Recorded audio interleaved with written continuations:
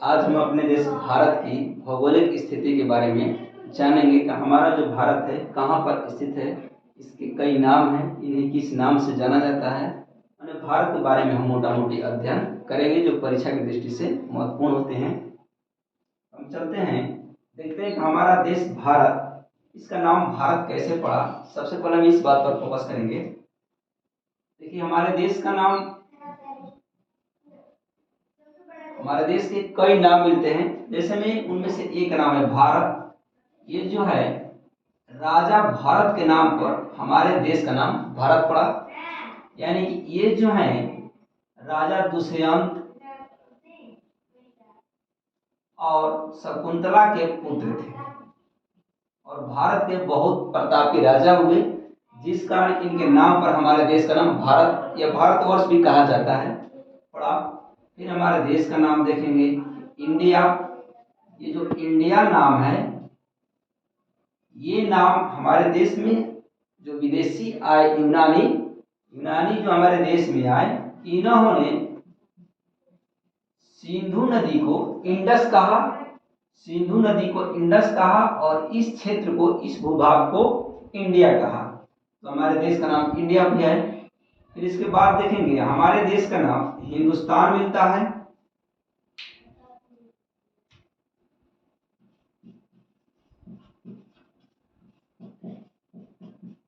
ये जो नाम है अरबों ने दिया है। जो अरब यात्री आए, अरब आक्रमणकारी यहाँ पर आए, उन्होंने हमारे देश का नाम हिंदुस्तान नाम दिया, क्योंकि इन्होंने सिंधु नदी को हिंदू कहा और इस भूभाग को हिंदुस्तान कहा। क्योंकि देखिएगा, जो भी विदेशी आए हमारे देश में, यहाँ पर एक सिंधु नदी बहती है, इस सिंधु नदी को क्रॉस करके आए हैं, क्योंकि यहाँ पर हिमालय पड़ता है और हिमालय को क्रॉस करना, पार करना मुश्किल है। और यहाँ पर समुद्री इलाका है इधर, और इधर समुद्री इलाका है।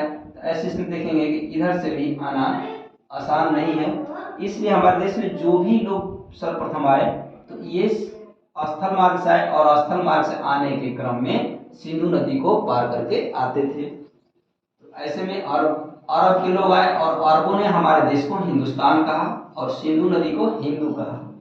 फिर इसके बाद देखेंगे हम, हमारे देश का नाम एक आर्यावर्त मिलता है। हम जानते हैं कि हमारे देश के उत्तर भारत में जो क्षेत्र है, आर्यों का निवास स्थान था, इस कारण से इसका नाम आर्यावर्त पड़ा, यानी आर्यों के निवास के कारण।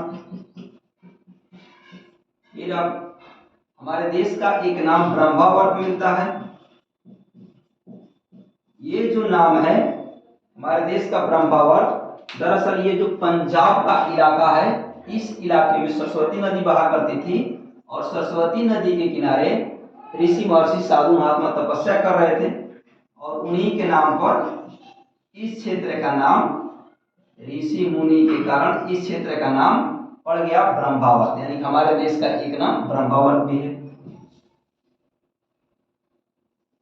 हमारे देश का और नाम भी है, जिससे हमारे देश को रेवाखंड भी बोलते हैं। दरअसल ये जो पश्चिमी तट है, इसको पहले रिया तट कहा जाता था। रिया तट, इस तट के कारण इसका नाम रेवाखंड पड़ गया। हमारे देश का एक अन्य नाम जम्बू द्वीप मिलता है। जैसा कि अर्थशास्त्र में कौटिल्य ने लिखा है कि मैं चंद्रगुप्त मौर्य को जम्बू द्वीप का राजा बनाऊंगा। यानी कि इस क्षेत्र को जम्बू द्वीप कहा जाता था, क्योंकि यहाँ पर जामुन के पेड़ अधिक हुआ करते थे। तो कौटिल्य ने हमारे देश का एक नाम रखा था जम्बू द्वीप। कौटिल्य को चाणक्य बोलते हैं। इसका एक अन्य नाम विष्णुगुप्त भी है। इस तरह से हम देखेंगे कि हमारे देश के इतने नाम हैं।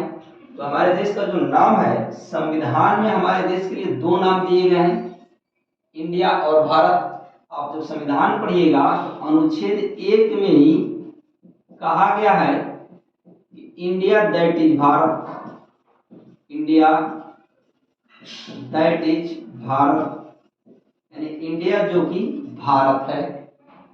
इसके आगे भी लिखा हुआ है shall be union of the state. ये सब आगे बातें हैं, लेकिन हमारे संविधान में हमारे देश के दो नाम हैं, भारत और इंडिया।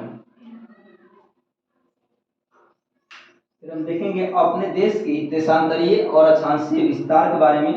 हमारा जो देश है, एक ग्लोब बना लेते हैं इसके पहले।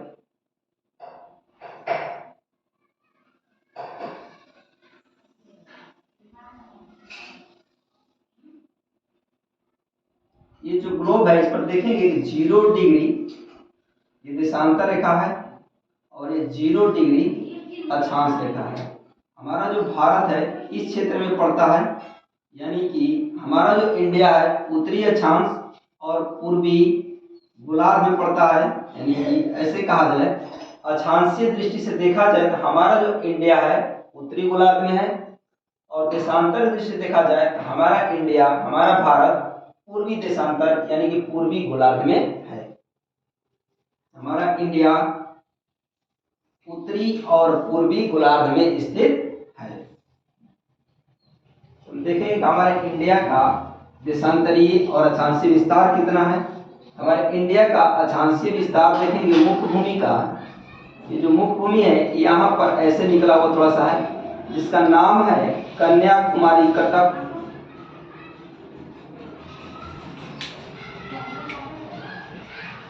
कन्याकुमारी कटक, जिसको हम कन्याकुमारी अंतरिक्ष भी कहते हैं। ये 8 डिग्री 4 मिनट पर स्थित है, यानी भारत की मुख्य भूमि का दक्षिण बिंदु 8 डिग्री 4 मिनट पर स्थित है। फिर इसके बाद जो उत्तरी बिंदु है मेरा, और ये देखना जो कन्याकुमारी है तमिलनाडु राज्य में पड़ता है। यानी कि हमारा जो दक्षिण बिंदु है कन्याकुमारी, मुख्य भूमि का दक्षिणी बिंदु, याद रखेंगे मुख्य भूमि का दक्षिणी बिंदु कन्याकुमारी है, न कि भारत का दक्षिणी बिंदु है। भारत का दक्षिणी बिंदु की अगर हम चर्चा करें तो यहाँ पर अंडमान निकोबार, जैसे अंडमान निकोबार है, अंडमान निकोबार के ग्रेट निकोबार में एक द्वीप है जिसका नाम है इंदिरा पॉइंट। इंदिरा पॉइंट, या इसको हम पिग्मेलियन पॉइंट बोलते हैं, पिग्मेलियन पॉइंट। और ये जो है 6 डिग्री 45 मिनट उत्तरी अक्षांश पर स्थित है। हालांकि ये 2004 में जो सुनामी आया था उसमें ये विलुप्त हो गया है। फिर देखेंगे जो उत्तरी बिंदु हमारा है, ये जो है 37 डिग्री 6 मिनट, 37 डिग्री 6 मिनट उत्तरी अक्षांश के पास है। और यहाँ पर एक जगह है, बिंदु है, स्थल है, जिसका नाम है इंदिरा पॉइंट, इंदिरा कौल नाम है यहाँ पे। और ये पड़ता है लद्दाख में, जो केंद्र शासित प्रदेश बने हैं नया लद्दाख में इंदिरा कौल पड़ता है। फिर इसके बाद जो पश्चिमी बिंदु हमारा है, पश्चिमी बिंदु यहाँ पर पड़ता है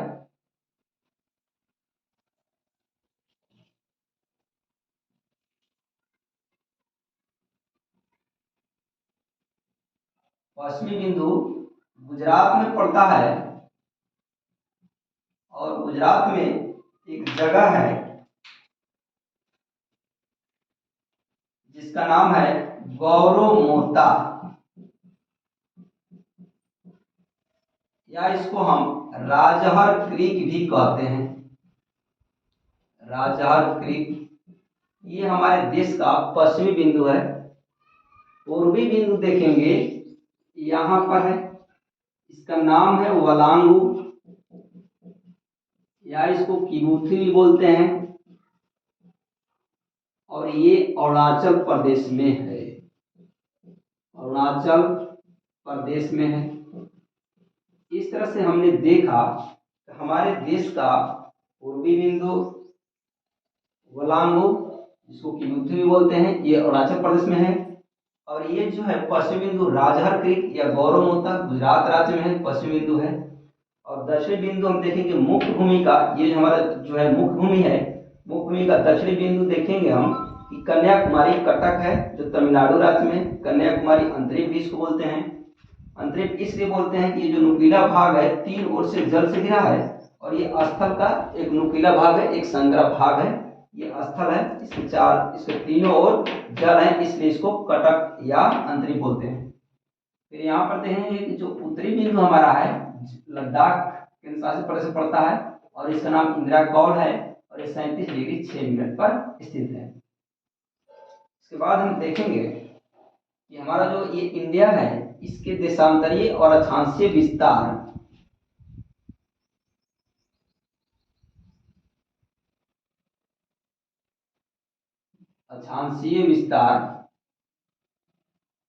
देखेंगे 8 डिग्री 4 मिनट से 37 डिग्री 6 मिनट, ये हमारा मुख्य भूमि का हुआ। इसका अंतर हम देखेंगे कि आता है अंतर इसका अंतर 29 डिग्री आता है। ऐसे में हम ये देखेंगे, हम ये देशांतरीय विस्तार में अगर हम देखें 68 डिग्री 7 मिनट ये है देशांतर, पूर्वी देशांतर, और ये जो है 97 डिग्री 25 मिनट पूर्वी देशांतर है। तो इस दोनों देशांतरों का अंतर हम निकालेंगे, उसका भी अंतर हमारा 29 भी आएगा।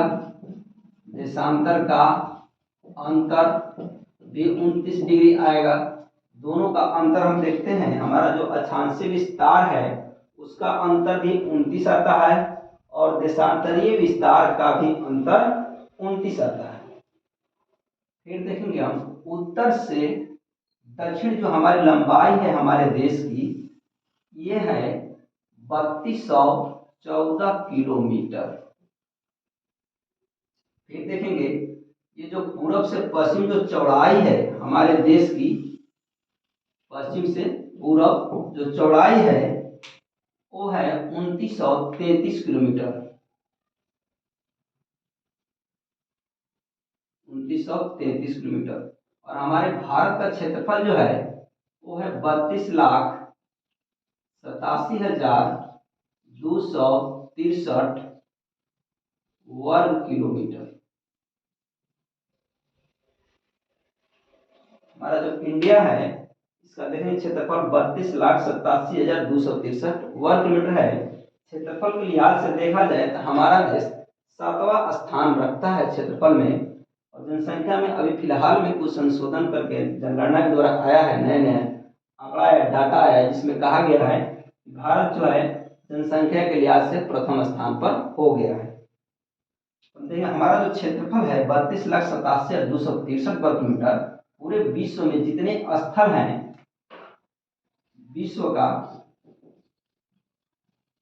पूरे विश्व का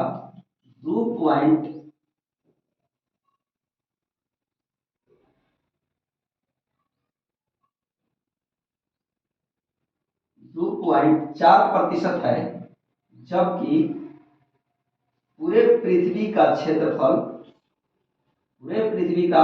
हमारे देश का है 0.57%। इसके बाद हम देखेंगे हमारा जो ये भारत है, भारत के चारों तरफ जो पड़ोसी देश हैं इसको हम देखेंगे। तो हमारे देश के जो पड़ोसी देश हैं, पड़ोसी देशों की संख्या 9 है। पड़ोसी देश की संख्या 9 है।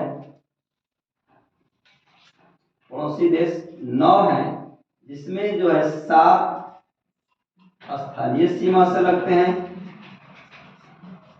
स्थलीय सीमा से लगने वाले 7 देश जो हैं उसका हम थोड़ा सा कोड देख लेंगे। मेरा बचपन से MBA करने का शौक था। देखेंगे ब से बांग्लादेश हो जाएगा, च से चीन हो जाएगा, प से पाकिस्तान हो जाएगा, न से नेपाल हो जाएगा, M से म्यांमार हो जाएगा, B से भूटान होगा, और A से अफगानिस्तान होगा। यानी इस 7 राज्यों की जो सीमा है हमारे स्थल से लगती है। यानी इसमें देखा जाए सबसे अधिक जो सीमा है बांग्लादेश से लगती है और सबसे कम सीमा अफगानिस्तान से लगती है। इसके बाद देखेंगे जलीय सीमा वाले जो 2 देश हैं, जलीय सीमा